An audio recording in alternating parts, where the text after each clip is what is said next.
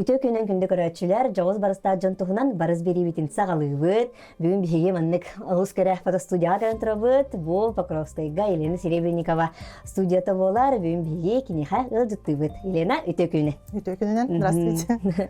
Да, Елена, тон эн фотограф болаган, бен студиялаккын. Да бүгүн биһиги тон ону кепсиякпе пулади. Кахаңыттан бу опсанан тон историяны кепсир болахаттан. Бу картыска эйгетигер хадах келбиккини. Уже 10 жыл аннарат түгер. Оғыларым төрәбіттірі, кірі оғыларда қатын. Оны наға интересім өске әбіті, қартыска түрерінгі. Новорожденных, бір састарын, олейін оскола бұттан өссі, маннык мыльницаден фотоаппаратта қатын. И начала на первую зарплату я получила первую зарплату и купила фотоаппарат Sony. Ол бән қарысқаға түйерен Да. Купила фотоаппарат и вот фотографировала своих детей. Потом как бы сарафанное радио разошлось, что я снимаю и своих детей, и в садике хожу. И начали уже предложения поступать. Потому что здесь не было фотографии. Профессия это егин талбук курду было, да? Но корни все-таки, я думаю, что сидят в моем детстве, потому что мой дед был тоже фотографом, занимался, он у меня вообще был творческий человек, занимался ювелиркой, он отливал золото, серебро, занимался фотографированием, хотя я его при жизни еще и не видела, он рано ушел. Но вот каким-то образом передалось это все. Пошла я в художественную школу, все-таки какие-то зачатки там тоже у меня определились, как бы разбиралась уже с цветом, с композицией, поэтому мне было как-то интересно уже перейти в сферу фотографии. И так понемногу у меня дети росли, появлялись новые дети, я мама 4 детей, и как бы руку набивала на своих детях. И таким образом дальше развивалась, вплоть до того, что ушла уже с основной работы. Работала я в структурах и в Сбербанке, в областной администрации. Последнее мое место работы было МФЦ. 2016 года я там работала, и вот 1,5 года назад уволилась, чтобы полностью посвятить себя фотографии. Открыла студию. Да, олата бу, студияга бәйін тұспа өлеләбетін бәйжелары үмітін балтыра болды. Уже ратта. Кетенче 16 ондан студия уже была, да, но уже совмещайды да. На дому у меня была, то снимала, арендовала. Сеп. Больше студия олелигинду, выезднойду, хаддах бұғылақты олелигини.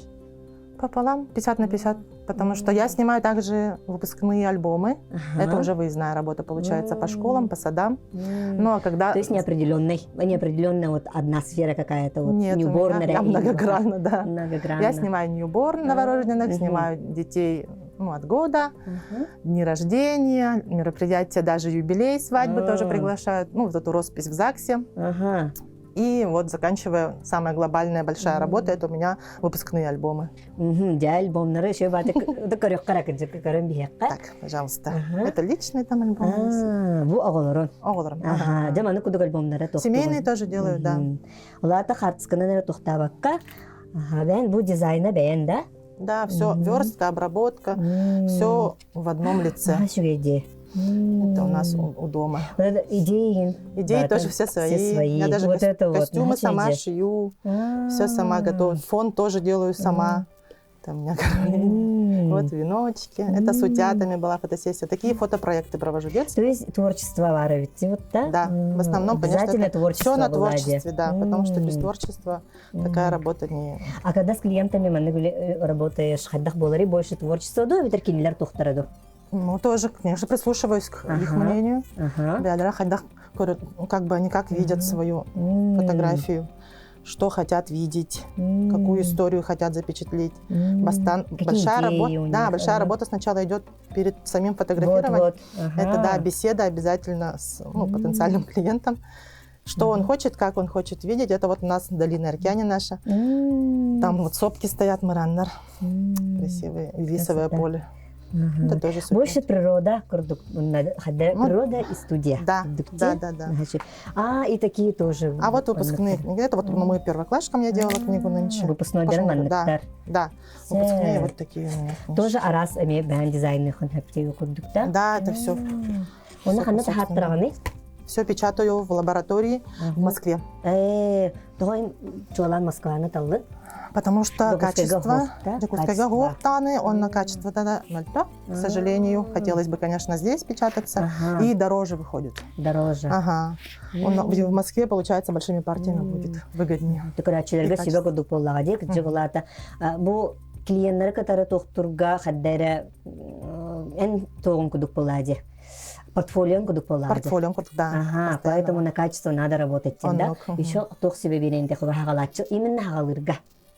Фотографом начинающих. Для начала, именно для начинающих поста. Самое большое. С чего начинать? С чего начинать? Это как обязательно нужно, несмотря на то, что бывают сложности, потом бывают какие-то перерывы, стараться не бросать это дело, потому что фотография это такое дело, это надо нарабатывать, набивать руку. Больше и больше снимать. Не обязательно снимать коммерческие проекты, можно снимать творческие. Я снимаю часто, это бесплатная работа. Как бы от меня, получается, мне выгода в том, что я набиваю руку, какие-то свои задумки воплощаю, а клиенты получают бесплатно. Да, бесплатные фотографии. Портфолио свое пополняем. Да, Антон Саңлыққа. И чем больше знакомых, тем лучше, конечно. Друзей, коллег. Надо как-то, чтобы сарафанное радио заработало. Сейчас, тем более, в соцсетях мы тоже публикуемся, но проблемно. Больше все-таки сарафанное радио работает. Ким багар фотоаппарат атылыхын сеп. А вот как фотограф, что его отличает именно вот хороший фотограф? Мне кажется, это любовь к людям. Да, мне кажется, надо любить людей, потому что такая тесная работа с человеком. Сеп, халганистеха холролата, бастыкы бу фотограф булыкпын багарабын дебит ки олата фотоаппарат тутунлыкта билен туруна жону хөбүлүр бандык жону кытары кыян капсетер жону хөбүлүр болуктак дейт. Ага, эссе то жерденери бу хаңалачыларга. Ну вот, не опускать руки, когда не все получается, и стараться не гнаться за... Вот говорят фотоаппараты, да, мы сейчас купим, и дорогой фотоаппарат, нажмем на кнопку, и все получится на фото. Нет, потому что красота в глазах видящего. То есть то, что мы можем сделать, если мы подойдем к этому делу с умом, с любовью, с творчеством, то можно даже на самую простую мыльницу снять, красиво и интересно. Ну и больше наблюдать, смотреть. Вот я люблю на природе бывать часто и замечать какие-то такие интересные моменты, которые под другим ракурсом, может быть, даже человек не узнает эту местность. Да, и скажет, где там, мы скажем, что вот она здесь, вот же у вас под носом, а мы не замечали, говорят, что у нас такое есть, да, что у нас такой уголок есть. Вот я где снимаю с утятами фотографии, меня удивляются, где такое красивое место нашла, там такие березки склоняются, получается очень красивый свет на закате. И я говорю, так это у нас под стадионом, там такое вроде бы как не самое красивое место, а если зайти интересно посмотреть и снять чуть-чуть, с другим ракурсом, то будет очень интересно. А это прирожденное или вот обретенное, как думаешь? Наверное, и так, и то, и то. Потому что все-таки, я говорю, зачатки у меня были дедушка и художественная школа. Это можно наработать на другим тогда? Конечно, конечно можно. Можно наработать тоже, да? Такой профессиональный взгляд. Я вот хотела быть художником, но у меня не получается. У меня рука не пишет красиво. Я не могу рисовать портреты, писать, портреты. Могу природу, может быть, написать, да. Но вот от того, что я не могу, я просто хочу это выразить, но я выражаю это в фотографии. Мне не приходится рисовать, за меня делает все это, момент, да, фотографирую. Но нужно все красиво скомпоновать, может быть, красиво какой-то реквизит поставить и сделать тоже красиво. Вот. Это, может, мое желание было такое уметь рисовать. Я 5 лет училась в художественной школе, но, к сожалению, вот не могу я так красиво писать, как великие художники или наши художники даже. Но это тебе все равно помогло, да, в профессии? Это помогло, да, это помогло. Какое-то вот видение мой учитель, художественное. Да, Александр Васильевич Харитонов, он у нас директор школы, по сей день у нас существует наша художественная школа. Большая благодарность, потому что не только в моей фотографии, в моей работе, это отражается в всей моей жизни, потому что это такая закалка. Каждый день нам говорил, что лень – это самый большой ваш враг, и нужно не лениться и работать. И да, вот вспоминаешь эти слова не раз в течение жизни. Художественная школа, да, Ну, не обязательно иметь какое-то художественное образование, просто нужно, ну, желание. Главное желание. От этого, кстати, очень многие устают, потому что, да, это не... Технически это даже для девочек сложно, говорят. Поэтому много фотографов-мальчиков. Нужно очень много знать по техническим составляющим, поэтому бывает, что человек от этого устает и сбросает это дело, ну, если не любит. Как раз вот про техническое упомянули дею курдукте, как все харян ханып хатту холелигини, он томан таллын ханны гусибеленетей. У меня Canon, это вот у меня новая камера. До этого тоже был Canon, я брала тоже с рук. И первая камера была Sony, но там совсем старая версия, да. И мне как-то по цветопередаче Canon больше подходит. Nikon тоже пробовала. Ну, как-то вот бывает два лагеря есть среди фотографов. Да. Ну, мне кажется, в умелых руках любой фотоаппарат он покажет хорошую картинку, да. Объективы, конечно, все это очень дорого стоит сейчас, да, но можно начинающим, я говорю, совсем сейчас в бэушных, на Авито, на Юле продают бэушные фотоаппараты, лучше всего руку набивать на на старых камерах. Это беззеркалка, это уже новые версии, потому что сейчас весь мир переходит с зеркалок на беззеркалки. Зеркальные камеры, они, конечно, тоже есть свои плюсы у них, но так как как-то хочется в ногу со временем идти, приобрела уже такой фотоаппарат. Антон, например, освещение тоже играет большую роль. Да, конечно. Вроде бы студийный тохкар бобир унрулан тоже. Бутухран кардак это бо импульсный. Это импульсный свет у меня, да. Он подходит и для моих newborn выездных фотосессий. Я снимаю новорожденных с ним, потому что, чем больше у нас получается октобокс, то тем больше рассеивается свет, мягкий свет получается, красивый свет нужен, да. Ну, я снимаю в основном детишек маленьких, поэтому для меня это подходит очень цвет. Он импульсный, есть у меня также дома переносной без проводов, аккумуляторный, AD200. Они тоже очень удобны, потому что не всегда есть возможность подключиться к электроэнергии. Спокойно дома зарядил и поставил, и с ним работать легче. Ну, потому что он еще и небольшой, компактный. Вот с собой не привезла, но вот вожу с собой на съемки обычно тот. Да, передвижной. Передвижной. Тоже я работаю с импульсным светом, да. Онтон холбара мероприятиялары тихерерге мына тохтан атын тохтар болаларда холбара мероприятия бардахана атын оттырыт жабарагын аппаратуру newborn другая аппаратура, природа другая аппаратура. Да, на природе вообще с естественным светом, да. С естественным светом снимаю. На мероприятиях, конечно, это выносные вспышки, которые надеваются сюда. Хорошо. Антон, где был холбара, тогда в арсенале сколько вот аппаратуры? Два фотоаппарата у меня есть.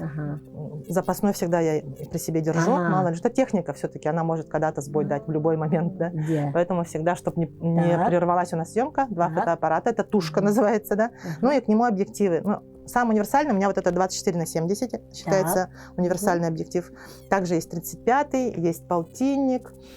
Есть советская старая оптика. Я очень, как творческий человек, люблю экспериментировать, поэтому снимаю на Гелиос. Кстати говоря, на вот этот Гелиос М44, да, снят, насколько я знаю, если не обману, то вот последний фильм «Дюна». Да, там какие-то кадры есть. Там очень интересные такие завихрения получаются, боке. То есть у каждого объектива свой есть почерк. Поэтому я, имею много разных объективов. Вот на это я не скуплюсь. Чтобы было интересно.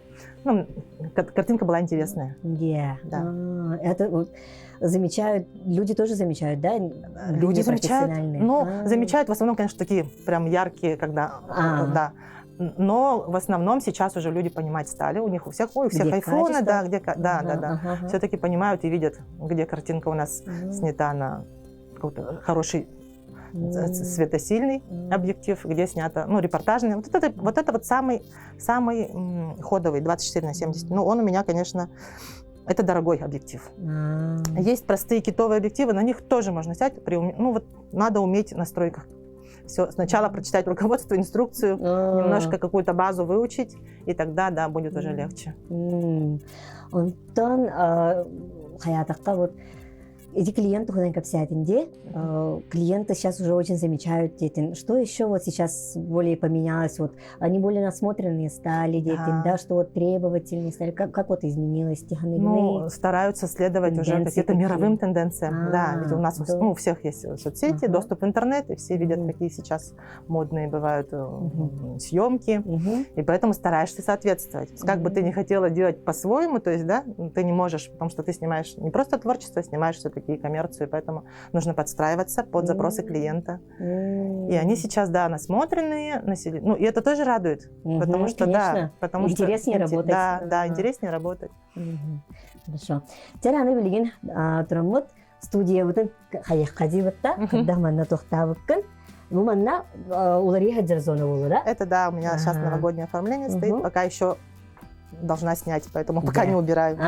Есть еще заявки на новогоднюю съемку. До конца января бар. До конца января турар, Все.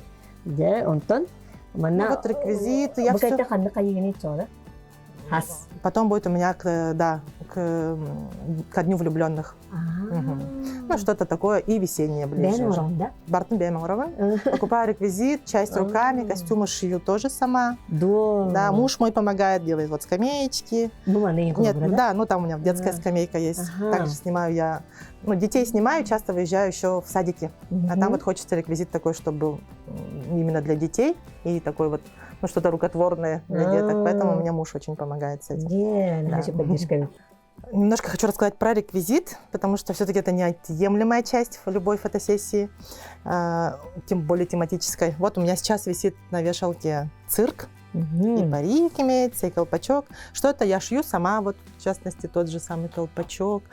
Такие есть маленькие наряды, все-таки снимаю от года. К нему такие вот, да. Стараюсь ткани делать тоже для детишек младше, такие, чтобы они не кололись. Вот это очень интересные костюмы гимнасток. А также такие есть у меня. Клоун это тоже вот шила. Такая же дрессировщица есть. Очень красиво смотрится, эффектно, с тигром особенно. Ну и вот такие вот разные платья, накидки. Это все мы в процессе съемки примеряем. Детишки играют, и им очень нравится. Да, и вот над этим я тоже заморачиваюсь, потому что все-таки просто если придут в обычной своей одежде, будет не то. Нужно, чтобы была полная картинка, поэтому я стараюсь. И чтобы родителям не было сложно с подбором костюмов, у меня здесь все свое. Я предоставляю и снимаю уже готовую картинку красивую. Кстати, еще один реквизит у меня на голове. Да, шляпка. Ну, это доктор, да? Как сказать, окупается. Ну да, стараюсь, чтобы окупать, поэтому шью сама. В основном Астаналдар, да. Потому что это все-таки индивидуально получается, да. Не как у всех. И да, костюм, если ты шьешь сам, уже более индивидуальный. Русалочку часть тоже, да, корону из ракушек сама делала. В общем, и реквизит тоже разный, там и медузы у меня были красивые, тоже все сама делала. Ткани специально закупала, даже ткани нету здесь у нас. Приходится, да, даже в Якутске не было такой ткани. Она потом приехала, через полгода такая ткань я увидела, так не было таких тканей, которые мне нужны. Приходится закупать все через интернет, через... В общем, да. Также и мебель тоже самое я покупаю. Вот это раритетная, наверное, кто 60-х годов, наверное, знает. Это, по-моему, какой-то рижский завод строил, что ли? Делал, то есть строил. Вот такой стульчик для годоватиков. Он очень старинный, тоже раритетно. Но мне как-то нравится снимать не совсем современно, а иметь возможность показать, что... Совсем необычно. Да, и он красиво смотрится, он необычно, да. Поэтому... Тоже заморачиваюсь, покупаю, заказываю. Бывает, что да, вплоть до больших доставок. И выходит, конечно, это дорого. Но хочется эксклюзивности, хочется, чтобы было красиво, поэтому да. Стараюсь для наших героев. Не люблю слово клиенты, называю всех своих героев героями. Да, всегда. Герои фотографии были. Да, герои фотографии. Мама моя помогает с игрушками вязаными. Она у меня вяжет. Вон, в частности, у меня сейчас есть вот зона, называется цирк. Да. Вот тут, как видите, тоже, вон, видите, у меня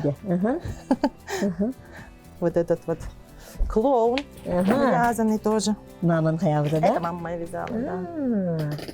Вот тоже барабан, это все сама делала. Все эти реквизит, которые не игрушки, все сделано собственными руками. Любовь к профессии кудукте. Ну да, это как-то более индивидуально получается, не как у всех. Да, потому что мы все-таки все смотрим в сообществе фотографов, какие сейчас есть. Вот сейчас как раз идет интерес к цирку. И поэтому каждый по-своему делает. Тренд пошел какой-то, да? Тренд пошел, да. И дети, родители видят и тоже хотят цирк, просят у меня. И я вот его год вынашивала и наконец-то сделала. Костюм у меня тоже под этот цирк ровно сделан. Вот старая лошадка тоже перекрасила сама. Это моя. Кто, наверное, у кого была такая лошадка, вспомнят. Она под цирковую лошадь сделана. Да, раритетная. А еще какие зоны были?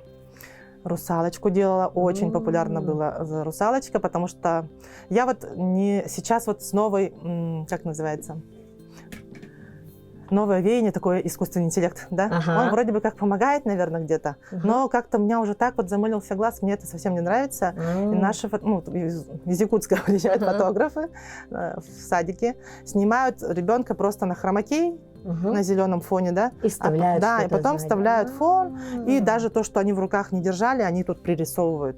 Ну, и сколько мне обращались родители, что и детям, оказывается, не нравится, потому что они смотрят фотографии и видят, что мама, у меня этого арбуза не было, а мне на руках нарисовали арбуз, а на фоне что было, мы не поняли. Ну вот, а у меня все живое. То есть я вот этим отличаюсь, что я привожу фон, я привожу весь реквизит, настоящие у меня игрушки, даже выездной. У меня были красивые хвосты русалочьи, была корона из настоящих ракушек. Я потом покажу, может, да, эти фотографии. Были такие пузыри красивые, которые дети держали, настоящие. Вот там неподдельные эмоции получаются. Да, неподдельные эмоции, они удивляются, они радуются, они балуются, играются. А то, что на хромакее снято, мне это кажется, что, немножко не моя тема. С детьми работать это совсем другое владение. Да. Эмоции вызвать, они могут заплакать, покапризничать. Да, тоже нужно любить детей. И нужно становиться самим, ребенком. Первое, по-моему, правило на их уровень, да? На их уровень, конечно. Я всегда сижу, как сейчас с вами сижу. И разговариваем, отвлекаем. Сначала нужно, конечно, даже если времени мало, все равно ребенку подход найти. Но у меня, слава богу, это получается, поэтому, наверное, я не зря занимаюсь этой фотографией, потому что получаю отзывы от родителей, что дети довольны и просят еще прийти к тете Лене на фотосессию. Им очень нравится, потому что это все как бы в игре. В процессе игры мы снимаем, да. Им нравится примерять на себя образы. Вот у нас и силачи, и клоуны, и дрессировщицы у меня были, и гимнастки. В общем, даже вот на таком маленьком уголке мы умудряемся поиграть и сделать красивые кадры на память родителям, потому что дети все-таки быстро вырастают. Мы не успеваем моргнуть. Кажется, что мы все сняли на телефон, но телефон в любой момент может просто превратиться в кирпич, и память вся сотрется. Поэтому стараюсь всегда наше покровское население, вообще Хангаласского района, ко мне приезжают из Максагалоуха, из Бестяха, из Бугуняхтада, из Немигюнцев, чтобы они все-таки приучить их к тому, что это не такие большие деньги, чтобы потом запечатлеть такую память. И, как говорится, фотография, она становится ценна, когда остается только она. То есть я, может, неправильно перефразировала, но когда, ребенок уже вырастет, улетит из семейного гнезда, а у мамы останутся хотя бы фотографии. Да. Раз тухолелигенди вообще, оголору кутарда улон, арюлахан традакатары, выездной, природа, вот это. Как учиться этому, или потому что одну нишу выбрать, это, наверное, очень сложно. И как это нарабатывать? Только нарабатывать, и работать, и желание, и пробовать, и желание, что было. Конечно, тяжело с подростками работать, многие от этого отказываются, только с садами работают. Кто-то, наоборот, говорит, нет, я вот эти крики, сопли, слезы не хочу слушать, я работаю только со школьниками. Или кто-то говорит, я вообще ни детей, ни семей не снимаю, я только хорошо зарабатываю на свадебной фотографии. Но мне все интересно, я вот такой человек.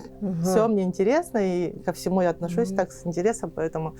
Может быть, поэтому так это даже лучше. Это даже как бы ты больше нарабатываешь, руку набиваешь.